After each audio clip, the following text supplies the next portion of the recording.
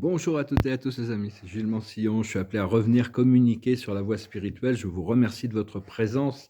Je vais discuter de quelques idées. L'une que c'est dans la réalité dans laquelle on vit et on appelle ça une illusion, mais en réalité c'est une matrice holographique, un champ dimensionnel projeté, une projection de l'esprit qui avait été complètement approuvée par le premier créateur, mais l'expérience est partie un peu en vrac parce qu'elle a été piratée par des maîtres sombres et donc tout a été empoisonné.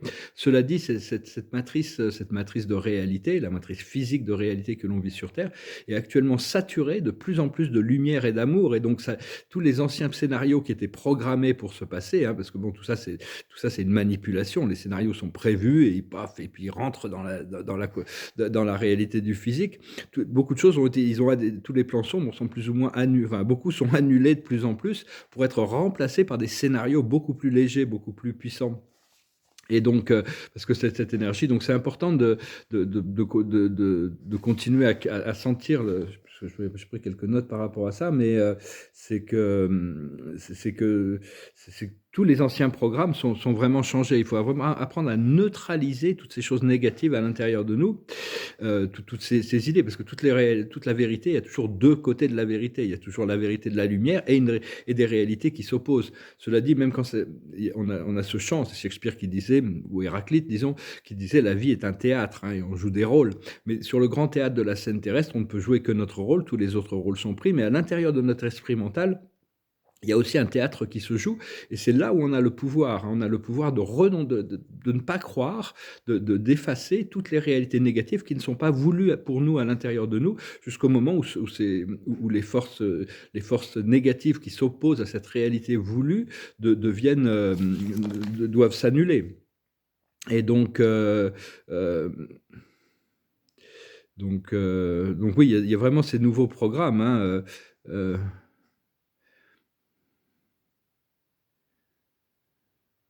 et savoir que bon, toutes ces forces sombres aussi qui sont sur la scène terrestre sont vraiment, ils sont dans la peur et la colère et donc ils passent sur des actions extrêmes. Mais il faut vraiment les ignorer. Il faut vraiment essayer de rentrer dans une réalité complètement parallèle, hein, vraiment pour essayer de ne pas leur donner de pouvoir. Et bientôt, les médias vont devoir révéler le démantèlement de tout l'état profond. Hein. Ils ne vont pas avoir le choix. Donc, faut être un peu patient, mais les choses arrivent vraiment. Savoir que on est tous égaux dans les yeux de Dieu, hein, de toute manière, les riches, les pauvres, les grands, les petits, quelle que soit notre couleur, notre religion. On est tous aimés également par Dieu. Hein. C'est juste une question de notre choix de conscience à tout moment qui détermine notre réalité. Cette libre arbitre, c'est à la fois une bénédiction et une malédiction, hein, parce que bon, on n'a pas la conscience des fois on se laisse un peu manipuler par des forces qui sont pas vraiment pour notre plus haut bien. Comprendre qu'il n'y a pas de Dieu en dehors de nous.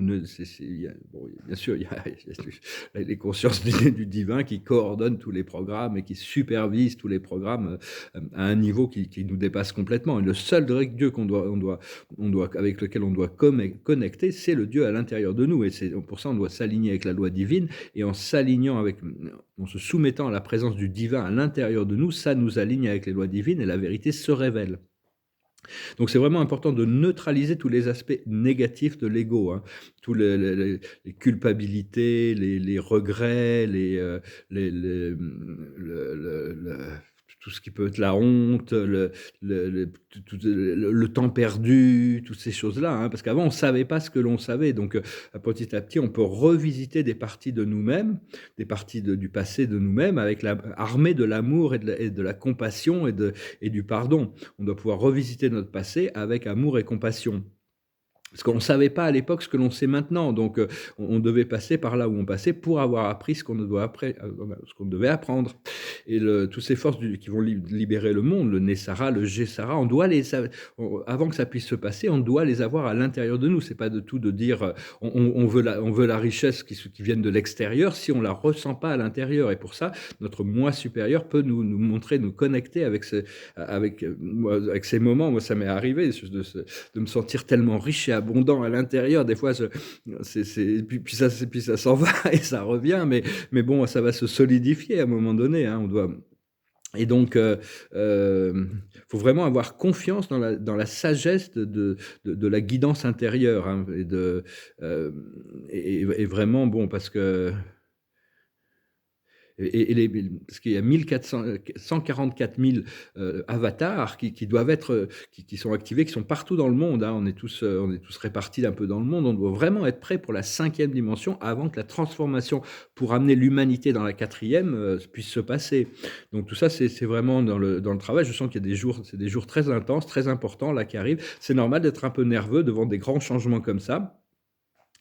Et vraiment continuer à cultiver l'amour, la joie et la gratitude, hein. Il y a pas de Ça a pas de prix, l'amour, la joie, la gratitude. Bien sûr, l'argent, les ressources matérielles sont nécessaires dans ce monde, mais on peut pas l'amour, la joie et la gratitude, on peut avoir beaucoup d'argent et ne pas être passé complètement à côté de ces choses, hein.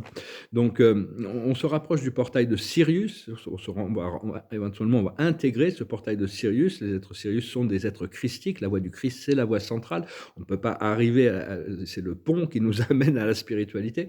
Le Christ, c'est beaucoup plus qu'un individu, bien sûr, vous pouvez l'appeler, appeler Joshua, appeler le Sananda, appeler le Christ Michael. Mais être christique, ça veut dire être aligné éternellement avec l'amour inconditionnel, la lumière inconditionnelle, le pardon inconditionnel. Et les êtres de Sirius, les humanoïdes de Sirius et les félidés, tout ça sont alignés, sont des êtres christiques qui sont un portail vers le centre galactique. Et notre planète, tout notre système solaire va s'intégrer dans ce système.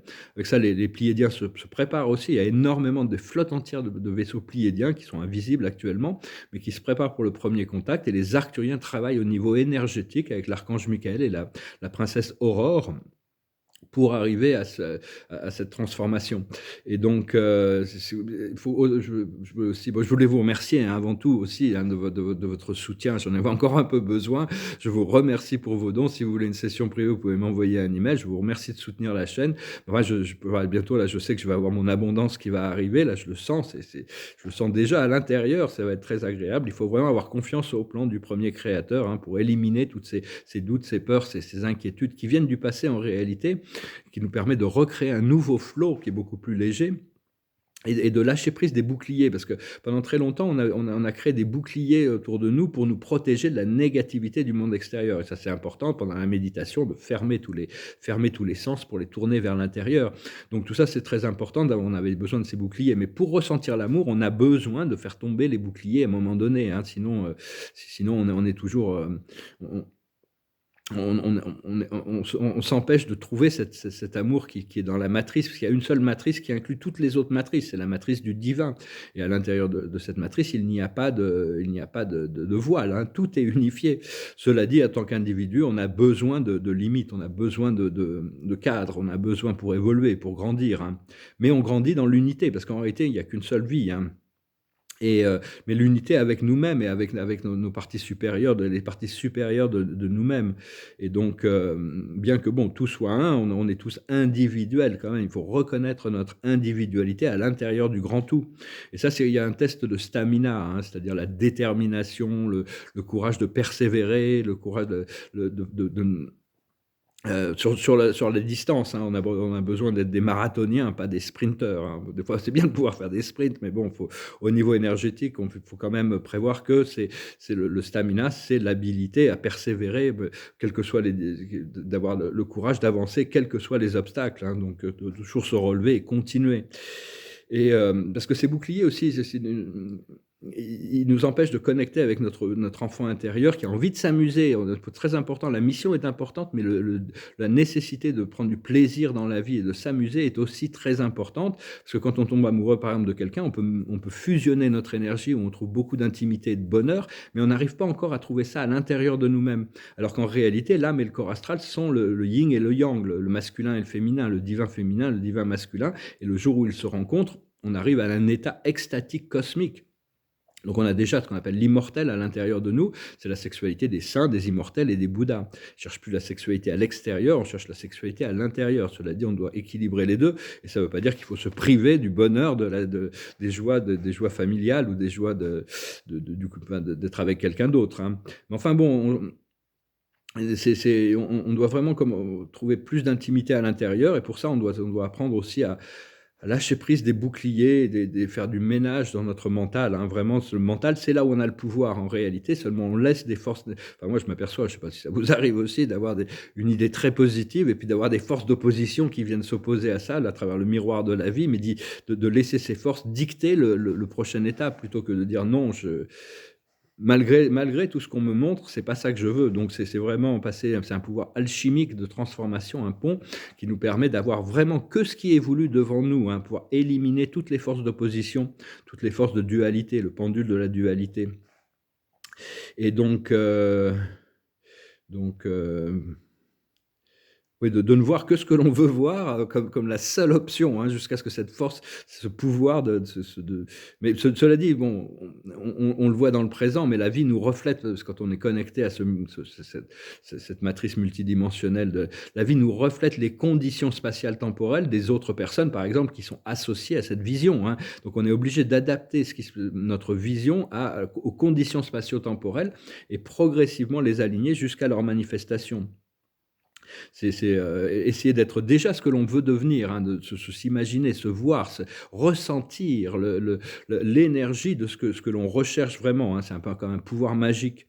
Et pour être c'est un pont le pont qui transcende le temps et l'espace pour arriver à combler le vide qui nous sépare qui sépare l'expérience de ce que l'on recherche, accélérer le procédé de transmutation. Ce qui est important aussi actuellement de comprendre, c'est qu'on doit équilibrer le corps et l'esprit.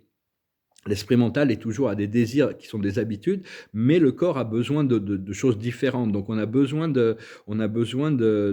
d'écouter, de voir les nécessités du corps, peut-être manger moins ou faire attention que les anciennes habitudes, c'est juste une question de progressivement diminuer toutes les choses qui peuvent être négatives, comme l'alcool. Moi, je sais, l'esprit me parle beaucoup souvent de champagne, mais bon, on m'a dit quand même de manière très, très modérée, hein, c'est juste tremper les lèvres dans une coupe de champagne, boire un peu de champagne quand les célébrations vont arriver.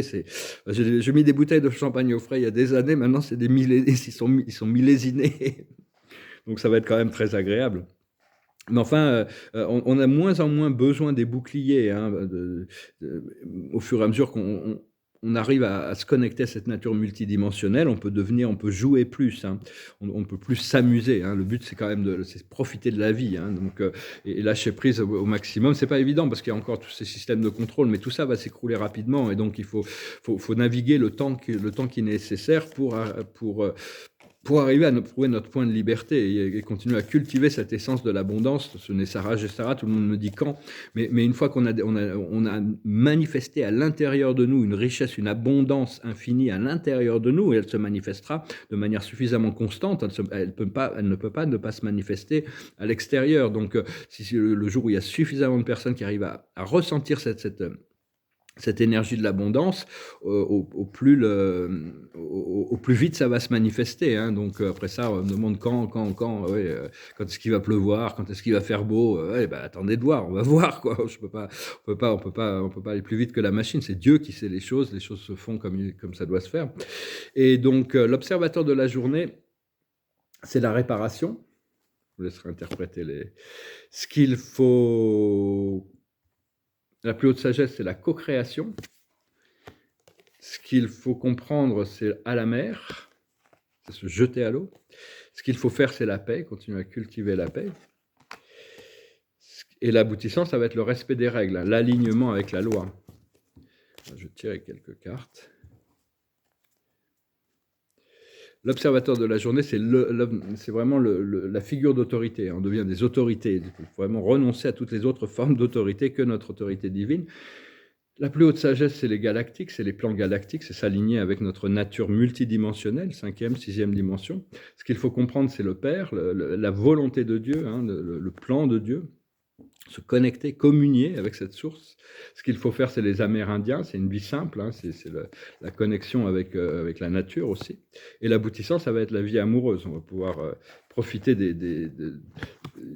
parce que même au niveau interne, quand on est connecté avec notre contrepartie masculine ou féminine à l'intérieur de nous, il y a tout un procédé très, très, très romantique qui se passe, hein, c'est très poétique.